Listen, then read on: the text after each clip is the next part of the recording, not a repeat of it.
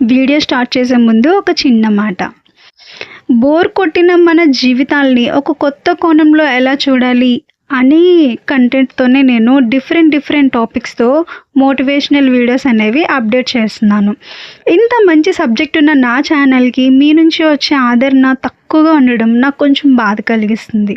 దయచేసి మీ లైక్స్తో, షేర్స్తో, కామెంట్స్తో కొంచెం ఎంకరేజ్ చేస్తే ముందుకి ఇంకా మంచి టాపిక్స్తో మంచి వీడియోలు చేయగలుగుతాను. దయచేసి మీ సపోర్ట్ని ఛానల్కి అందించండి. మీకు ఇష్టం లేని చదివే మీరు చదువుతున్నారు. మీకు ఇష్టం లేని వ్యక్తులనే మీరు మ్యారేజ్ చేసుకున్నారు.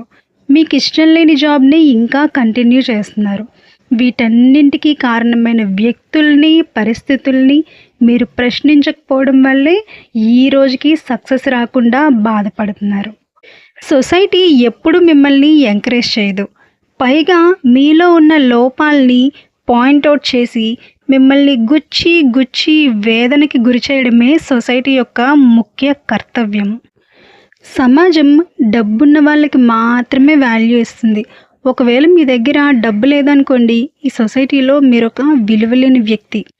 ఒకవేళ సమాజం మిమ్మల్ని యాస్టీజ్గా ఇలాగే ట్రీట్ చేస్తే మీరేం చేస్తారు? అవును, నిజమే, నా దగ్గర డబ్బు లేదు, నేను సొసైటీలో ఒక విలువలేని వ్యక్తిని అని అంగీకరిస్తారా? అలా చేస్తే మీ విలువని మీరే దిగజార్చుకున్నట్టు. మీరు సొసైటీని ఎదురు ప్రశ్నించండి. నా దగ్గర డబ్బు లేదు, నిజమే, కానీ డబ్బు కంటే ఎంతో గొప్పదైన ఆత్మవిశ్వాసం నాలో ఉంది.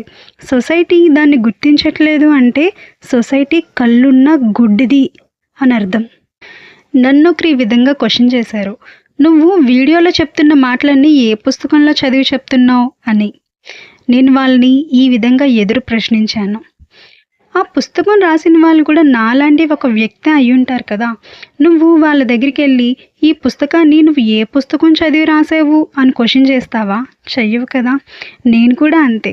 నా జీవిత అనుభవాల్ని, నా మైండ్లో ఆలోచనల్ని రెండింటినీ లింకప్ చేసి ఒక వీడియో రూపంలో మీకు తెలియజేస్తున్నాను. దీనికి నేను పుస్తకాలే చదవాల్సిన అవసరం లేదు కదా. ఇప్పుడు సొసైటీ మీ దగ్గర డబ్బు లేదు అని అంటే కొంచెం కష్టమైనా సరే ఒకే విలువ కోసం డబ్బుని సంపాదించడానికి ప్రయత్నించవచ్చు. అదే సొసైటీ మళ్ళీ మిమ్మల్ని నువ్వు చాలా నల్లగా ఉన్నావు, నువ్వు స్టైల్గా లేవు అని అంటే కొంచెం కష్టమైన మార్పుకి అవకాశం ఉంటే తెల్లగా మారడానికి ప్రయత్నించవచ్చు, స్టైల్గా మారడానికి ప్రయత్నించవచ్చు. కానీ మళ్ళీ అదే సొసైటీ నువ్వు చాలా పొట్టిగా ఉన్నావు అని అంటే మీరు హైట్ అవ్వగలుగుతారా? అయ్యే పనేనా అసలు?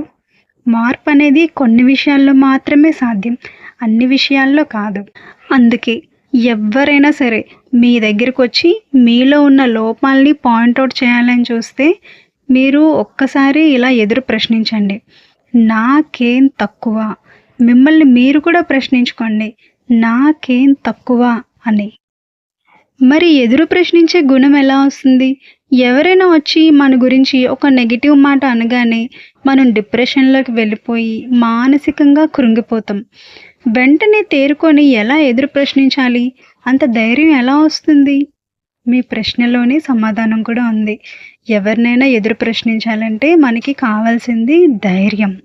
పాజిటివ్ థింకింగ్ అలవాటు చేసుకోవాలి. మన గురించి మనమే పాజిటివ్గా ఆలోచించుకోకపోతే, మన విలువని మనమే తగ్గించుకుంటే ఇంకొకరు ఎవరో వచ్చి మనకెందుకు విలువిస్తారండి? ఫస్ట్ మన మీద మనకి ఒక పాజిటివ్ కాన్ఫిడెన్స్ ఉండాలి కదా. మీరు అంటే అసలు అర్థం ఏంటి? మీ మైండ్కి మీ గురించి క్లియర్గా వివరించండి ఫస్ట్. నేను అంటే నేను చేసే వర్క్, ఆ వర్క్ నుంచి వచ్చే రిజల్ట్స్, అదే నేను. నా దగ్గర చాలా కాన్ఫిడెన్స్ ఉంది, నాకు నేను చాలా సెల్ఫ్ రెస్పెక్ట్ ఇచ్చుకుంటాను. ఇలాంటివన్నీ మీ గురించి మీ మైండ్కి నేర్పించినప్పుడే మీలో ఎంత సత్తా ఉంది అనేది మీ మైండ్కి అర్థమవుతుంది. ఎవరైనా వచ్చి మీ గురించి నెగిటివ్గా మాట్లాడినప్పుడు ఆటోమేటిక్గా మీ మైండ్ రియాక్ట్ అవుతుంది. అలాంటి నేచర్ని ఫస్ట్ మీ మైండ్కి అలవాటు చేయాలి.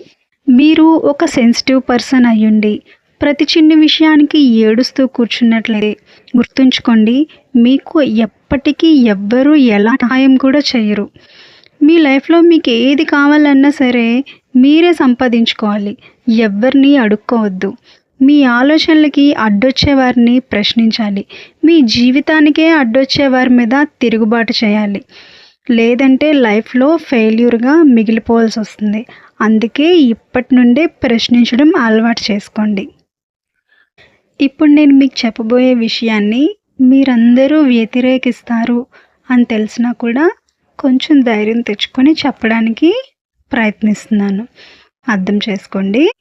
కొన్ని సార్లు మనం తప్పు చేస్తున్నామని తెలిసినా సరే, ఆ తప్పుని చాలా కాన్ఫిడెన్స్‌గా సమర్థించుకోవడం తెలియాలి. అలా తెలియని రోజునే మనం ఎదుటి వాళ్ళకి చులకనైపోతాం. మనల్ని పాయింట్ ఔట్ చేసింది ఎంత గొప్ప వ్యక్తి అయినా సరే, మనం తప్పు చేసినా సమర్థించుకునే కాన్ఫిడెన్స్ మనలో ఉన్నప్పుడు ఎదుటి వాళ్ళని ధైర్యంగా మనం ప్రశ్నించొచ్చు. వీడియోని ఇక్కడితో ముగిస్తున్నాను. మళ్ళీ ఇంకో వీడియోతో కలుస్తాను. అంతవరకు సెలవు. నేను మీ ధనలక్ష్మి సైనింగ్ ఆఫ్.